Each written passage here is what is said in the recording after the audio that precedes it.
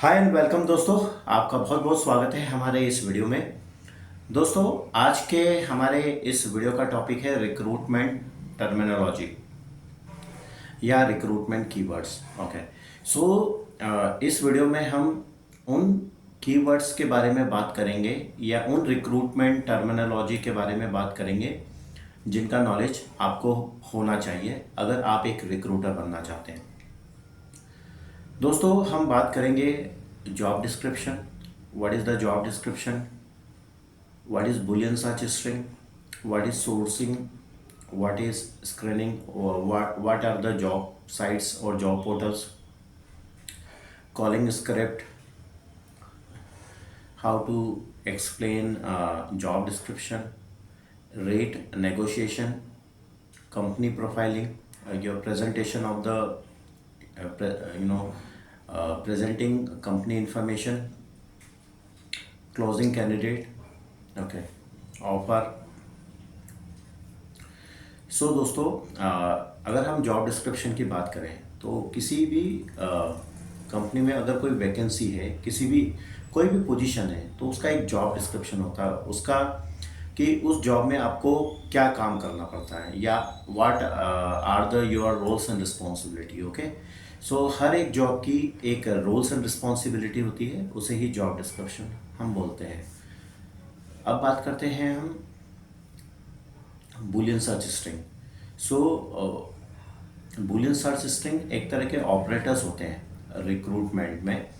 ये मेनली 6 तरह के होते हैं: एंड, और, एंड, कोटेशन मार्क, एस्ट्रिक और पैरेंथेसिस और ब्रैकेट और नॉट। तो ये मेनली 6 तरह के बूलियन सर्च स्ट्रिंग ऑपरेटर होते हैं। इनका यूज़ हम बूलियन सर्च स्ट्रिंग बनाने में करते हैं। हम कैंडिडेट जब भी कोई जॉब हमें असाइन होती है क्लाइंट साइड से, तो हम उस जॉब डिस्क्रिप्शन को सबसे पहले तो समझते हैं, फिर on the basis of the our understanding we make Boolean search string using different Boolean search string operators. Okay, इसके बाद जॉब साइट्स, जैसे कि अगर हम इंडिया में बात करें तो इंडिया में कई तरह के जॉब साइट्स होते हैं, जैसे कि naukri.com, monster.com, indeed.com। तो एज ए रिक्रूटर जब हम काम करते हैं तो सबसे पहले हम जॉब डिस्क्रिप्शन समझते हैं, फिर बूलियन सर्च स्ट्रिंग बनाते हैं और उस बूलियन सर्च स्ट्रिंग को हम जॉब साइट्स में सर्च वाले ऑप्शन में आपको जॉब साइट्स में मेनली 2 ऑप्शन मिलेंगे, एक सर्च, एक बूलियन सर्च स्ट्रिंग का ऑप्शन मिलेगा और एक लोकेशन मिलेगा। तो बूलियन सर्च स्ट्रिंग के ऑप्शन में आप बूलियन सर्च स्ट्रिंग या तो बना देंगे, कोई भी अगर जॉब असाइन होती है आपको या काम करते हैं किसी भी जॉब पे आप काम कर रहे हैं तो उस बूलियन सर्च स्ट्रिंग को उस जॉब उससे रिलेटेड आप बूलियन सर्च स्ट्रिंग बनाएंगे और फिर उसे आप पेस्ट कर देंगे जॉब टाइटल वाले सेक्शन में। ओके, और लोकेशन में जिस भी लोकेशन पे आप सर्च कर रहे हैं वो कर देंगे और फिर आप रेज्यूमे सर्च कर लेंगे। तो इस तरह तो different Boolean searches, different job sites होते हैं। ऐसे यूएस में भी अगर आप as a US IT recruiter काम करना चाहते हैं या ऑलरेडी आप काम कर रहे हैं तो monster.com, career builder, Indeed, Dice, Techfetch, Ladder. अब हम बात करते हैं ATS, applicant tracking system. Applicant tracking system एक तरह का डेटाबेस होता है, रेज्यूमे डेटाबेस होता है, जो कि डिफरेंट जॉब साइट से इंटीग्रेटेड होता है। ओके, सो तो इसका फ़ायदा क्या होता है कि किसी भी एटीएस से लिंक्ड या इंटीग्रेटेड अगर आप जॉब साइट्स का यूज़ करते हैं तो जो भी रेज्यूमे आप ओपन करेंगे वो ऑटोमेटिकली आपके डेटाबेस में सेव होते जाएंगे। तो इसके जो एग्जांपल होते हैं जॉब डिवा, सीपाल, बुलहॉन। ओके, अब हम बात करते हैं रेज्यूमे। रेज्यूमे क्या होता है? रेज्यूमे आपका करियर प्रोफाइल होता है कि what is your experience, what are the skills you have, what is your education, what education you have completed, bachelor, master, okay, or what are the roles and what are your total experience। okay, so resume में ये रहता है। जब भी हम किसी resume को किसी भी जॉब साइट से सर्च करते हैं, देखिए कि रेज्यूमे हम कैसे सर्च करेंगे। सबसे पहले हम जॉब डिस्क्रिप्शन पढ़ेंगे, फिर बूलियन सर्च स्ट्रिंग बनाएंगे, उस बूलियन सर्च स्ट्रिंग को आप पेस्ट कर देंगे किसी भी जॉब साइट्स में, जैसे कि मॉन्स्टर में, है ना, और लोकेशन आप कुछ भी डाल सकते हैं जो भी रहेगा। तो उसके बाद जैसे ही आप सर्च करेंगे तो आपको कई रेज्यूमे मिलेंगे। तो जो ये सर्च करने वाला प्रोसेस होता है इसे सोर्सिंग बोलते हैं। सो सोर्सिंग में बेसिकली हम क्या करते हैं, रेज्यूमे सर्च करते हैं। अब हम बात करते हैं स्क्रीनिंग।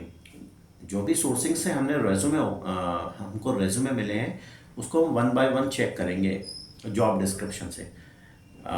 स्क्रीनिंग का बेसिकली मीनिंग ये होता है कि उसको जॉब डिस्क्रिप्शन से मैच करना। ठीक है, अगर हमको कोई ऐसा पोटेंशियल रेज्यूमे मिलता है जो कि जॉब डिस्क्रिप्शन के अकॉर्डिंग है तो उसको हम इस प्रोसेस को हम स्क्रीनिंग बोलते हैं। और इसके बाद आता है कि मान लीजिए आपको कोई अच्छा सा कैंडिडेट मिला, तो सबसे पहले आप उस कैंडिडेट के ईमेल पे जॉब डिस्क्रिप्शन ईमेल करेंगे। फिर जॉब डिस्क्रिप्शन को ईमेल कैसे करेंगे, जॉब डिस्क्रिप्शन को ईमेल करने को फर्स्ट कांटेक्ट ईमेल भी कहा जाता है। तो बेसिकली हम उसे किसी भी कैंडिडेट को, अगर कोई हमारे पास अच्छा candidate, if we have a good candidate then we will share और send that candidate job description. Okay, और उसके after that we will call to the candidate and जैसे फिर हम उसके बाद कैंडिडेट को कॉल करेंगे और फिर हम we will introduce our self. Okay, जब भी हम किसी को कैंडिडेट को कॉल करते हैं तो सबसे पहले हम अपने आप को इंट्रोड्यूस करेंगे। What is our name, from which company we are talking, and what is our designation, and what are the purpose. Okay, हमारा क्या पर्पस है जो हमने कैंडिडेट से कॉल किया, तो वो हम एक्सप्लेन करेंगे कि we have the excellent job opportunity और रेट नेगोशिएशन। ओके, सो देखिए, जब भी हम किसी कैंडिडेट को कॉल करेंगे तो सबसे पहले तो हम हमारे we will introduce our self. तो हम हमारे खुद को इंट्रोड्यूस करेंगे, उसके बाद हमारे कंपनी के बारे में बताएंगे, और फिर जो भी हमारे पास जॉब ओपनिंग है, मान लीजिए जावा डेवलपर है तो उसके बारे में बताएंगे। और अगर कैंडिडेट इंटरेस्टेड है तो फिर हम उससे सैलरी की बात करेंगे, रेट नेगोशिएशन। तो रेट नेगोशिएशन क्या होता है, सैलरी डिस्कशन। ओके, इसके बाद हम उस कैंडिडेट को सबमिट कर देंगे। अगर कैंडिडेट का रेज्यूमे परफेक्ट नहीं है या कुछ कमी है या कुछ कैंडिडेट ने स्किल्स अपने रेज्यूमे में ऐड नहीं की है तो हम उससे करवा के फिर हम कैंडिडेट के रेज्यूमे को सबमिट कर देंगे। सबमिशन क्या होता है, what is the meaning of submission. Submission क्या होता है कि हमने ये इंश्योर कर लिया है कि जो भी जॉब हमको असाइन हुई थी उसके अकॉर्डिंग हमने कैंडिडेट ढूंढ लिया है, उस कैंडिडेट से बात कर ली है, उसको आरटीआर भेज दिया है। आरटीआर क्या होता है, right to represent. Basically RTR, जब भी हम किसी कैंडिडेट से सैलरी डिस्कस कर लेते हैं तो उसे हम एक ईमेल भेजेंगे जिसका सब्जेक्ट लाइन होता है आरटीआर, राइट टू रिप्रेजेंट। उसमें हम हमारे एक ईमेल होता है बेसिकली, उसमें हमारे कंपनी की डिटेल होती है और जिस भी टाइटल जॉब के लिए हमने उस कैंडिडेट से बात की है या उसको सबमिट कर रहे हैं, वो जॉब टाइटल होगा, जॉब लोकेशन होगा और सैलरी का पार्ट होगा, और कैंडिडेट उसको एक्नॉलेज करेगा तो उसको आरटीआर बोलते हैं। सो आरटीआर हमको जैसे ही मिल जाएगा फिर हम सबमिशन ईमेल प्रिपेयर करेंगे। तो सबमिशन ईमेल एक तरह का ये होता है कि एश्योरेंस होता है कि हमने जो भी जॉब हमें असाइन हुई थी उसके अकॉर्डिंग हमने कैंडिडेट को सर्च कर लिया है और उस कैंडिडेट को हम हमारे मैनेजर को भेज देंगे। लेकिन उसके पहले अगर कई कंपनियों में रेज्यूमे फॉर्मेटिंग होती है, मतलब कि अगर हम किसी क्लाइंट के लिए काम कर रहे हैं तो उस क्लाइंट का एक स्पेसिफिक फॉर्मेट होता है कि उसको उसी स्पेसिफिक फॉर्मेट में कैंडिडेट के रेज्यूमे चाहिए होते हैं। तो हम उसी फॉर्मेट में कैंडिडेट का रेज्यूमे प्रिपेयर करेंगे, then we will send submission email. Okay, फिर सबमिशन ईमेल हम हमारे मैनेजर को भेजेंगे, हमारा मैनेजर सारी चीज़ें चेक करेगा और अगर ज़रूरत होगी तो मैनेजर कैंडिडेट से बात भी करेगा, और अगर मैनेजर को ठीक लगता है कि candidate is good then manager client को सबमिट कर देगा।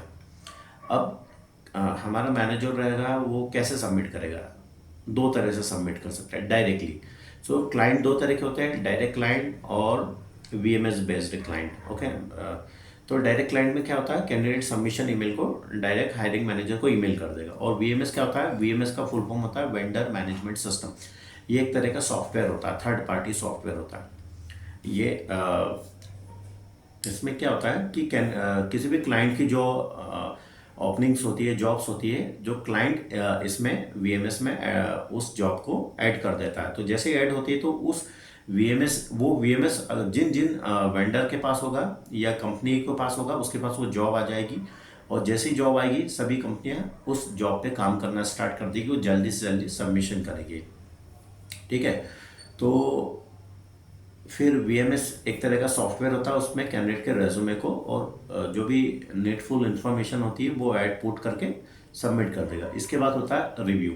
तो क्लाइंट सबसे एमएसपी जो रहेगा, मैनेज्ड सर्विस प्रोवाइडर, वो रेज्यूमे को रिव्यू करेगा और अगर उसको लगेगा कि दिस कैंडिडेट इज़ गुड तो उसे शॉर्ट लिस्ट कर लेगा। शॉर्ट लिस्ट में क्या होता है कि ये देखा जाता है कि candidate according to job description है या नहीं, क्या इस कैंडिडेट को आगे की प्रोसेस के लिए फॉरवर्ड किया जा सकता है।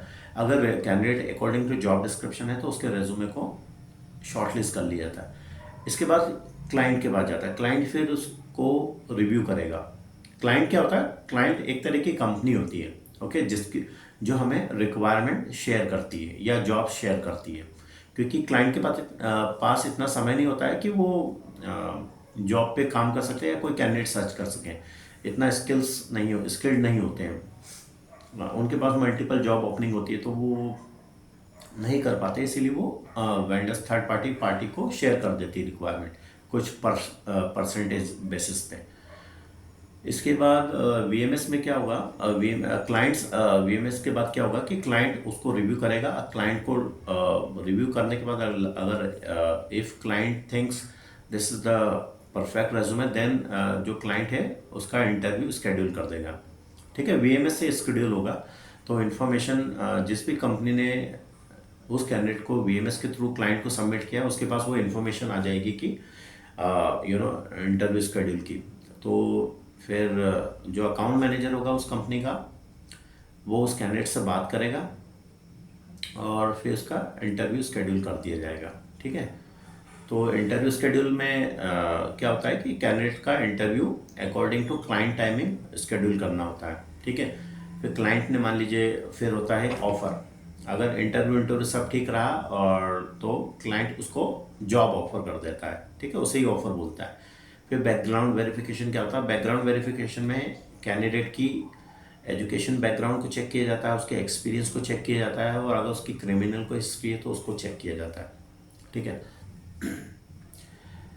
ठीक है। और इसके बाद डॉक्यूमेंटेशन के पार्ट में जैसा कि हमने बात किया कि सारा डॉक्यूमेंट चेक किया जाता है।